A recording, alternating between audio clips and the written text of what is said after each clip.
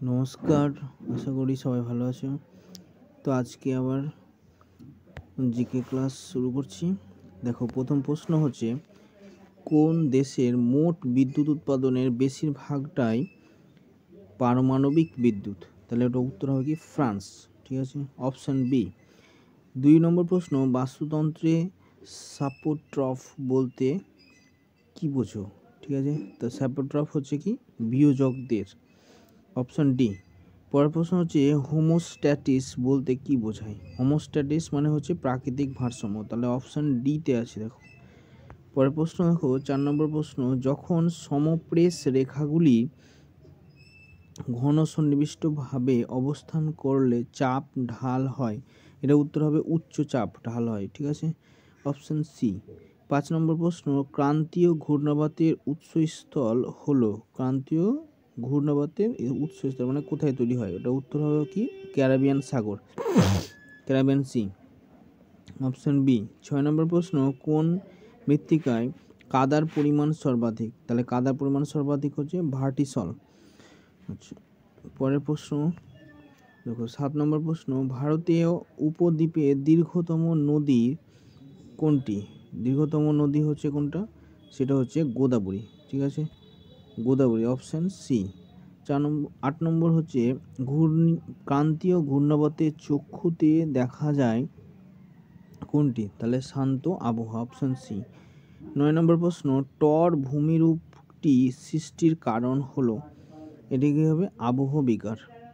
ঠিক আছে, তো চ্যানেলটা একটু সাবস্ক্রাইব করো আর নতুন নতুন বন্ধুদের কাছে একটু শেয়ার করে দিও। আর কেমন লাগছে একটু লাইক কমেন্ট করে জানানো। ঠিক আছে, পরের প্রশ্ন দেখো, 10 নম্বর প্রশ্ন, নিম্নলিখিত কোন দেশে পৃথিবীর মধ্যে সর্বাধিক পরিমাণ খনিজ তেল সঞ্চিত আছে? তাহলে এটা অপশান হবে কি ভেনেজুয়েলাতে সর্বাধিক সঞ্চিত আছে, অপশান সি।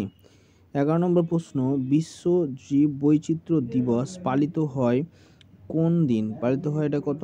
22শে মে, অপশান সি। তারপরে হচ্ছে 12 নম্বর প্রশ্ন, জলবায়ুবিদ্যায় ফেরেলের সূত্র প্রয়োগ করা হয় কোথায়? বায়ু প্রবাহের ক্ষেত্রে ফেরেলের সূত্র প্রয়োগ করা হয়। ঠিক আছে, তো প্রশ্নগুলো খুবই ইম্পর্টেন্ট। ঠিক আছে, এগুলো সবই ভূগোল থেকে নেওয়া হয়েছে আজকে।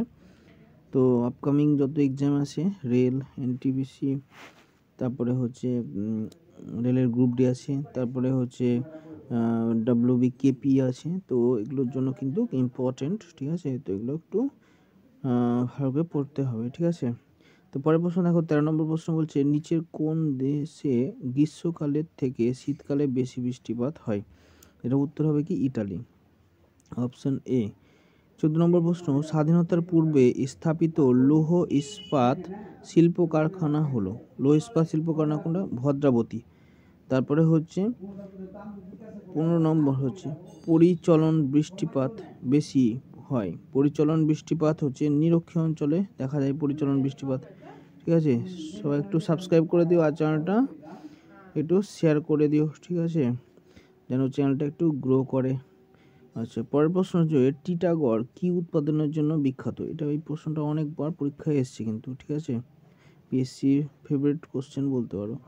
তাহলে এটা উত্তর হবে কি কাগজ, কাগজের জন্য টিটাগড়। ঠিক আছে, অপশন সি। 17 নম্বর প্রশ্ন, গতিশীল ভারসাম্য তত্ত্বের প্রবর্তক কে? এটা উত্তর হবে কি হ্যাক, অপশন বি। 18 নম্বর প্রশ্ন, জাতীয় দুগ্ধ গবেষণা কেন্দ্র অবস্থিত? তা দুগ্ধ গবেষণা কেন্দ্র কোথায় আছে? কার্নাল, তাহলে অপশন সি। পরের প্রশ্ন দেখো, 19 নম্বর প্রশ্ন, মহাত্মা গান্ধী সামুদ্রিক জাতীয় উদ্যান গড়ে উঠেছে কোথায়? মহাত্মা গান্ধী জাতীয় উদ্যান এটা হচ্ছে আন্দামানে, অপশন ডি। 20 নম্বর প্রশ্ন, পর্বত বেষ্টিত আবহবিকা অঞ্চলে কোন ধরনের জল নির্গমন প্রণালী গড়ে ওঠে? অপশন বি কেন্দ্রমুখী হবে। তারপরে 21 নম্বর প্রশ্ন, লেক মারাকাইবো তৈল উৎপাদক অঞ্চল কোন দেশে অবস্থিত? লেক মারাকাইবো ভেনেজুয়েলাতে অবস্থিত। ঠিক আছে, তাহলে এটা হচ্ছে অপশান সিতে আছে। ঠিক আছে, আচ্ছা, তো চ্যানেলটা একটু সাবস্ক্রাইব করো, এটা তোমাদের কাছে আমার একটা রিকোয়েস্ট।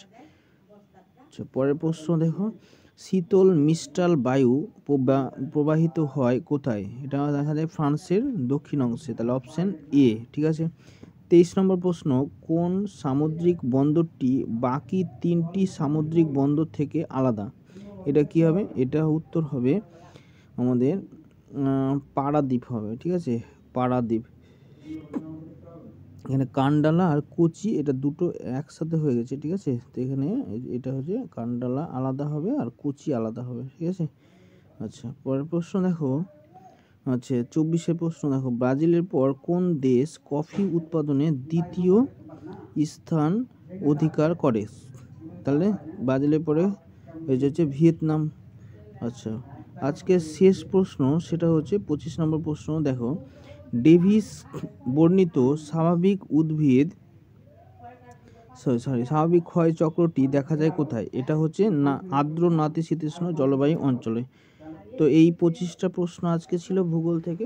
কেমন লাগছে একটু সবাই কমেন্ট করে জানাও, আর একটু চ্যানেলটা সাবস্ক্রাইব করে দিও, নতুন নতুন বন্ধুদের কাছে একটু শেয়ার করিও।